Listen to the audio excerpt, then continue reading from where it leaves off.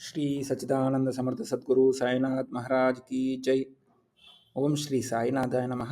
ಶ್ರೀ ಸಾಯಿ ಸಚ್ಚರಿತ್ರೆ 6ನೆಯ ಅಧ್ಯಾಯ. ಸದ್ಗುರು ಸಾಯಿಯವರ ಮಹಾತ್ಮೆ.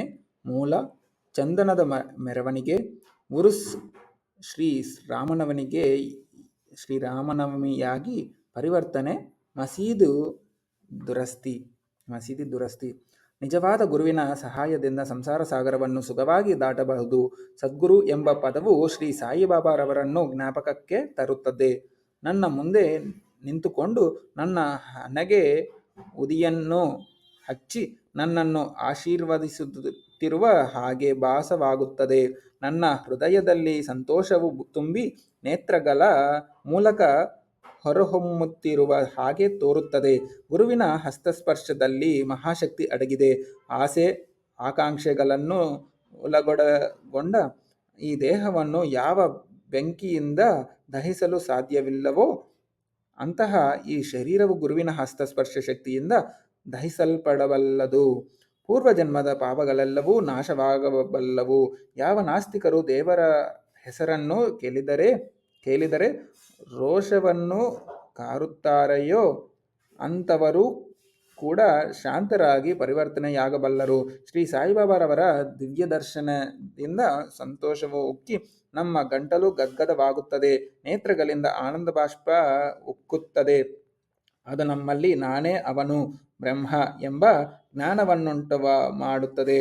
ನಾನು ನನ್ನದು ಎಂಬುದನ್ನು ನಾನು ನೀನೆಂಬ ವ್ಯತ್ಯಾಸಗಳನ್ನು ದೂರ ಮಾಡುತ್ತದೆ. ಸ್ವಾನುಭಾವದ ಅರಿವಾಗುತ್ತದೆ.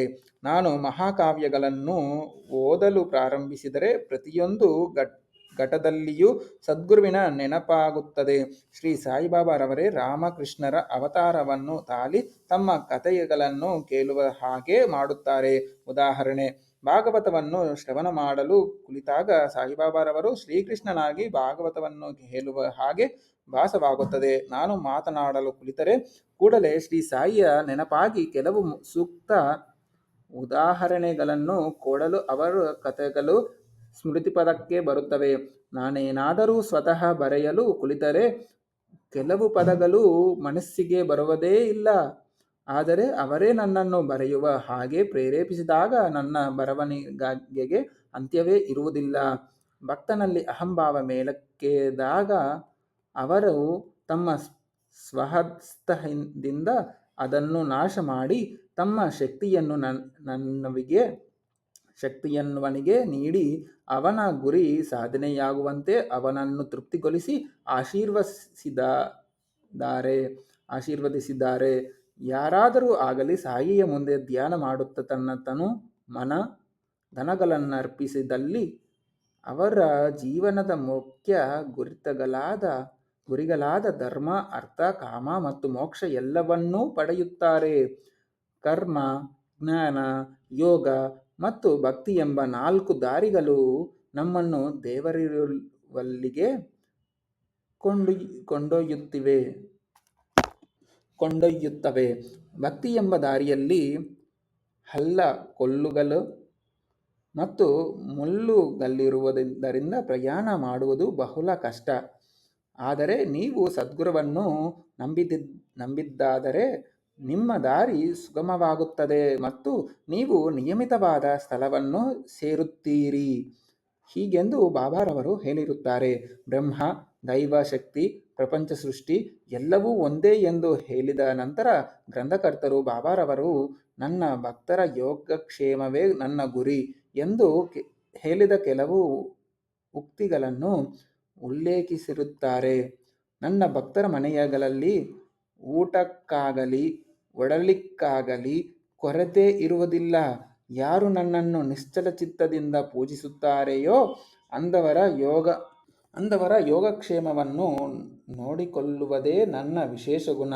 ಶ್ರೀಕೃಷ್ಣನೂ ಸಹ ಭಗವದ್ಗೀತೆಯಲ್ಲಿ ಇದನ್ನೇ ಹೇಳಿದ್ದಾನೆ. ಆಹಾರ ಮತ್ತು ಬಟ್ಟೆಗಾಗಿ ಬಹಳ ಕಷ್ಟಪಡಬೇಡಿ. ಇನ್ನೇನಾದರೂ ಬೇಕಾಗಿದ್ದಲ್ಲಿ ಆ ಭಗವಂತನಲ್ಲಿ ಬೇಡಿರಿ. ಅವನ ದಯೆ ಮತ್ತು ಆಶೀರ್ವಾದವು ಲಭಿಸುವಂತೆ ಪ್ರಯತ್ನಿಸಿ. ಪ್ರಾಪಂಚಿಕ ವಿಷಯಗಳಲ್ಲಿ ಆಸಕ್ತಿ ಬೇಡ. ಪರಮಾತ್ಮನನ್ನು ಮನಸ್ಸಿನಲ್ಲಿ ಮೂಡಿಸಿಕೊಳ್ಳಿರಿ. ಪಂಚೇಂದ್ರಿಯಗಳೆಲ್ಲವನ್ನೂ ವನ್ನು ಒಂದುಗೂಡಿಸಿ ತ್ರಿಕರಣ ಶುದ್ಧಿಯಿಂದ ಆ ಪರಮಾತ್ಮನನ್ನು ಪೂಜಿಸಿರಿ. ಯಾವಾಗಲೂ ನಿಶ್ಚಲ ಚಿತ್ತದಿಂದ ನನ್ನನ್ನೇ ಸ್ಮರಿಸಿರಿ. ಸಂಸಾರ ತಾಪತ್ರಯಗಳ ಕಡೆಗೆ ಗಮನ ಕೊಡದಿರಿ. ಆಗ ಶಾಂತಿಯುಂಟಾಗುತ್ತದೆ. ಮನಸ್ಸು ಚಂಚಲತೆಯಲ್ಲಿದ್ದರೆ ಶಾಂತಿ ಉಂಟಾಗುವುದಿಲ್ಲ. ಇದನ್ನು ಹೇಳಿ ಮುಂದುವರೆದು ಗ್ರಂಥಕರ್ತರು ಶಿರಡಿಯಲ್ಲಿಯ ಶ್ರೀರಾಮನವಮಿ ಸಮಾರಂಭವನ್ನು ವಿವರಿಸಿದ್ದಾರೆ. ಈ ಸುಂದರ ಶ್ರೀರಾಮನವಮಿ ಉತ್ಸವದ ಪೂರ್ಣ ವಿವರವು ಶ್ರೀ ಸಾಯಿ ಲೀಲಾ ಪುಸ್ತಕದ 1925ನೇ ವರ್ಷದ ಸಂಚಿಕೆಯಲ್ಲಿ ಪ್ರಕಟಿಸಲ್ಪಟ್ಟಿದೆ. ಅದರ ಸಾರಾಂಶವನ್ನು ಇಲ್ಲಿ ಕೊಡಲು ಪ್ರಯತ್ನಿಸಿದ್ದೇನೆ.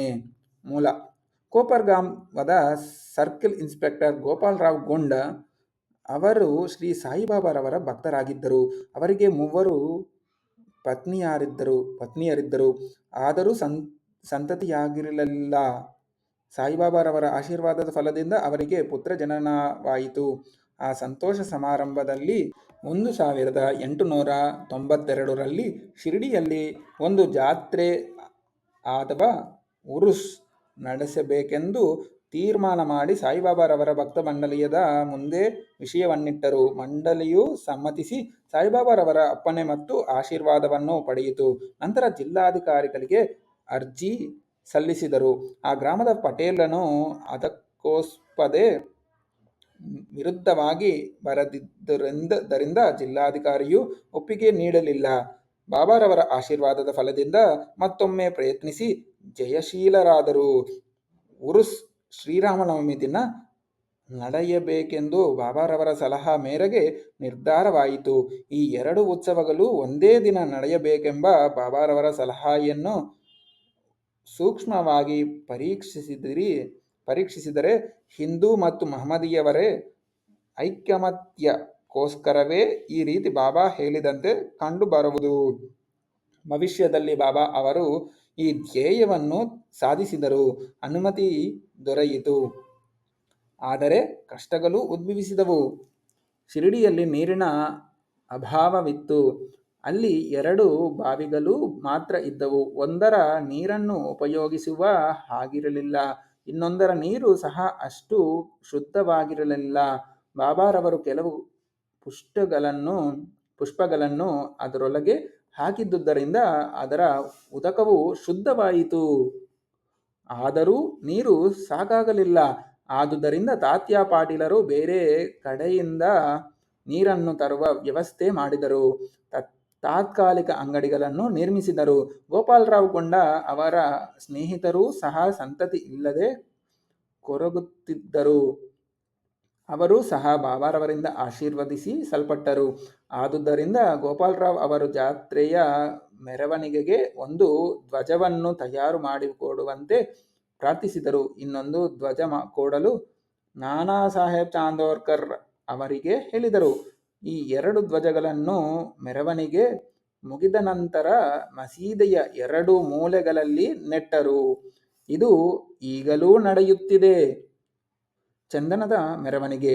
ಈ ಜಾತ್ರೆಯಲ್ಲಿ ಇನ್ನೊಂದು ಮೆರವಣಿಗೆ ಆರಂಭವಾಯಿತು.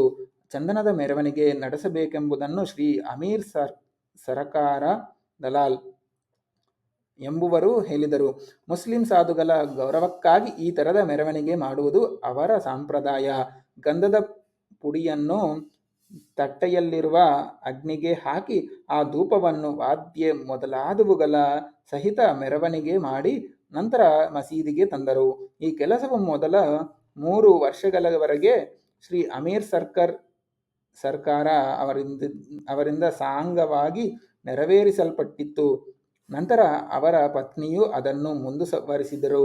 ಈ ರೀತಿ ಹಿಂದೂಗಳಿಂದ ಧ್ವಜದ ಮೆರವಣಿಗೆಯೂ ಮುಸಲ್ಮಾನರಿಂದ ಗಂಧದ ಮೆರವಣಿಗೆಯೂ ಜೊತೆಯಲ್ಲಿಯೇ ಯಾವುದೊಂದು ಆತಂಕವಿಲ್ಲದೆ ನಡೆದವು. ಈಗಲೂ ನಡೆಯುತ್ತವೆ.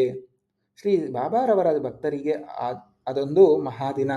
ಸರ್ವರೂ ಮೆರವಣಿಗೆಯಲ್ಲಿ ಭಾಗವಹಿಸಿ ಮೆರವಣಿಗೆ ಸಾಂಗವಾಗಿ ನೆರವೇರಿತು. ಹೊರಗಿನ ವ್ಯವಸ್ಥೆಯನ್ನು ತಾತ್ಯಾ ಕೋತೆ ಪಾಟೀಲರು ಮತ್ತು ಒಳಗಿನ ವ್ಯವಸ್ಥೆಯನ್ನು ಶ್ರೀಮತಿ ರಾಧಾಕೃಷ್ಣಮಾಯಿಯು ಬಹಳ ಚೆನ್ನಾಗಿ ನೋಡಿಕೊಂಡರು.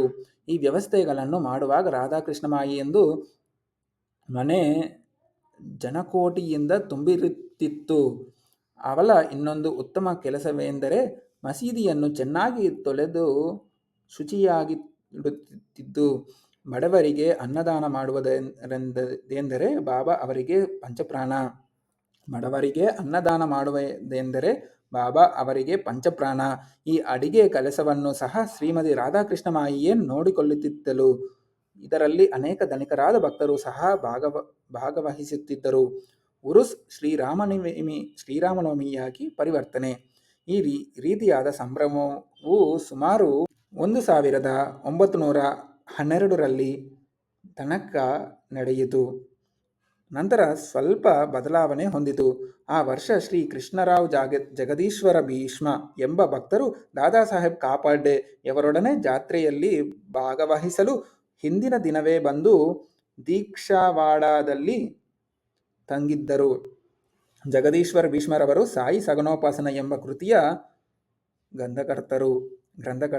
ಶ್ರೀ ಲಕ್ಷ್ಮಣರಾವ್ ಕಾಕಾ ಮಹಾಜನಿ ಅವರು ಪೂಜಾ ಸಾಮಗ್ರಿಗಳೊಡನೆ ಮಸೀದಿಗೆ ಹೋಗುತ್ತಿರುವುದನ್ನು ನೋಡಿದ ಭೀಷ್ಮರವರಿಗೆ ಇಲ್ಲಿ ಶ್ರೀರಾಮನವಮಿ ದಿವಸವೇ ಉರುಸ್ ಜಾತ್ರೆ ನಡೆಯುವುದನ್ನು ಗಮನಿಸಿದರೆ ಇದು ದೈವ ಸಂಕಲ್ಪವೆಂದೇ ತೋರುತ್ತದೆ. ಹಿಂದೂಗಳಿಗೆ ಶ್ರೀರಾಮನವಮಿ ಬಹುಪೂಜ್ಯವಾದ ಮತ್ತು ವಿಶೇಷವಾದ ದಿನ. ಆದ್ದರಿಂದ ನಾವು ಇಲ್ಲಿ ಶ್ರೀರಾಮನು ಹುಟ್ಟಿದ ಹಬ್ಬವನ್ನು ಏಕೆ ಆಚರಿಸಬಾರದು ಎಂಬ ಭಾವನೆ ಹುಲಯಿತು. ಕಾಕಾ ಮಹಾಜನಿಯವರಿಗೆ ಅದನ್ನು ತಿಳಿಸಿದರು. ಅವರಿಗೂ ಒಪ್ಪಿಗೆ ಆಯಿತು. ಆದರೆ ಆ ದಿನ ದೇವರ ಕೀರ್ತನೆಯನ್ನು ಹಾಡುವ ಹರಿದಾಸರದೇ ಒಂದು ದೊಡ್ಡ ಸಮಸ್ಯೆ ಆಗಿತ್ತು. ಆಗ ಭೀಷ್ಮರವರೇ ತಾವು ಬರೆದಿರುವ ರಾಮಾಖ್ಯಾನವನ್ನು ಕೀರ್ತನೆ ಮಾಡುವುದಾಗಿ ಮುಂದೆ ಬಂದರು. ಕಾಕಾ ಮಹಾಜನಿಯವರು ಹಾರ್ಮೋನಿಯಂ ನುಡಿಸಲೊಪ್ಪಿಸಿದರು. ರಾಧಾಕೃಷ್ಣ ಮಾಯಿಗೆ ಶುಂಠವಾಡ, ಸಕ್ಕರೆ ಮತ್ತು ಶುಂಠಿ ಪುಡಿ ಮಿಶ್ರಣ, ಪ್ರಸಾದದ ತಯಾರಿಕೆ ವಹಿಸಿದರು. ಈ ಅನುಕೂಲತೆಗಳನ್ನೆಲ್ಲ ಸಿದ್ಧಪಡಿಸಿಕೊಂಡು ಬಾಬಾರವರ ಅನುಜ್ಞೆ ಪಡೆಯಲು ಮಸೀದಿಗೆ ಹೊರಟರು. ಸರ್ವಜ್ಞರಾದ ಬಾಬಾರವರು, ನಿಮ್ಮ ಛತ್ರದಲ್ಲಿ ಏನು ನಡೆಯಿತು ಎಂದು ಕಾಕಾ ಮಹಾಜನಿಯವರನ್ನು ಕೇಳಿದರು. ಕಾಕಾ ಮಹಾಜನಿಯವರು ಉತ್ತರ ಕೊಡಲಾಗದೆ ಮೂಕರಂತೆ ನಿಂತರು. ನಂತರ ಬಾಬಾರವರು ಭೀಷ್ಮರವರನ್ನು ಪ್ರಶ್ನಿಸಿದರು.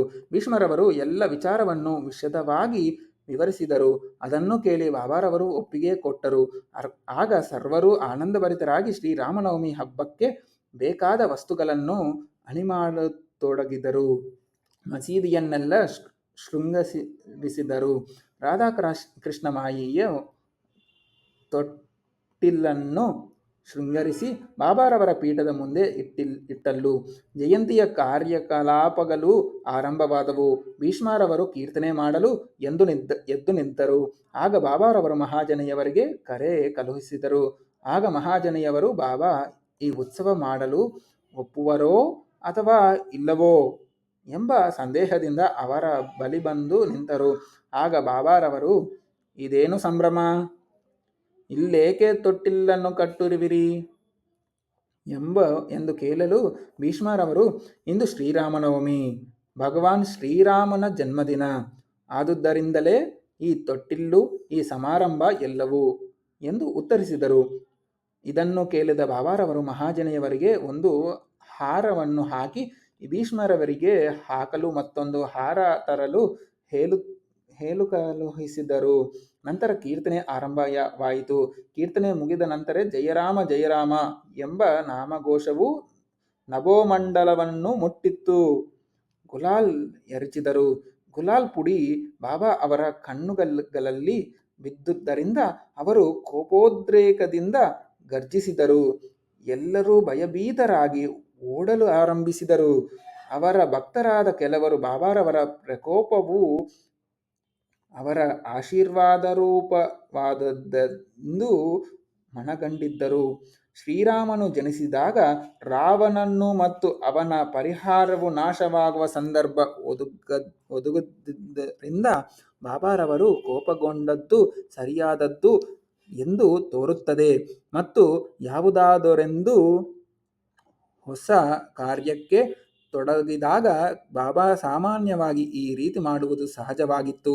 ಇದನ್ನು ಕಂಡ ರಾಧಾಕೃಷ್ಣ ಮಾಯಿಯವರು ಹೆದರಿ ಬಾಬಾರವರು ಎಲ್ಲಿ ತೊಟ್ಟಿಲನ್ನು ಮುರಿದು ಬೀಡುವರೋ ಎಂಬ ಅನುಮಾನದಿಂದ ಮಹಾಜನಿಯವರಿಗೆ ತೊಟ್ಟಿಲನ್ನು ಬಿಚ್ಚಿ ತರುವಂತೆ ಹೇಳಿದರು. ಅವರು ತೊಟ್ಟಿಲನ್ನು ತರಬೇಕೆಂದು ಹೋದಾಗ ಬಾಬಾರವರು ಅದನ್ನು ತೆಗೆದುಕೊಡದು ಎಂದರು. ಸ್ವಲ್ಪ ಹೊತ್ತಿನ ನಂತರ ಬಾಬಾ ಸಮಾಧಾನ ಚಿತ್ತರಾದರು.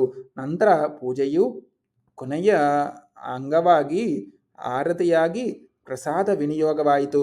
ಆಗ ಮಹಾಜನಿಯವರು ಈಗ ತೊಟ್ಟಿಲನ್ನು ತೆಗೆದುಕೊಂಡು ಹೋಗಲೇ ಎಂದು ಕೇಳಿದ್ದಕ್ಕೆ ಬಾಬಾರವರು ಬೇಡ, ಇನ್ನೂ ಹಬ್ಬ ಮುಗಿದಿಲ್ಲ ಎಂದರು. ಮಾರನೇ ದಿನ ಗೋಪಾಲ್ ಕಾಲ ಸಮಾರಂಭ ಮುಗಿದ ನಂತರ ತೊಟ್ಟಿಲನ್ನು ತೆಗೆದುಕೊಂಡು ಹೋಗಲು ಅನುಮತಿ ನೀಡಿದರು. ಈ ರೀತಿ ಶ್ರೀರಾಮನವಮಿ ಸಮಾರಂಭ ಒಂದು ಕಡೆಗೆ ಧ್ವಜ ಮತ್ತು ಚಂದನದ ಮೆರವಣಿಗೆ, ಮತ್ತೊಂದು ಕಡೆಗೆ ಸಾಂಗವಾಗಿ ನೆರವೇರಿದವು. ಅಂದಿನಿಂದ ಉರುಸ್ ಶ್ರೀರಾಮನವಮಿ ಹಬ್ಬವಾಗಿ ಪರಿವರ್ತನೆಯಾಯಿತು.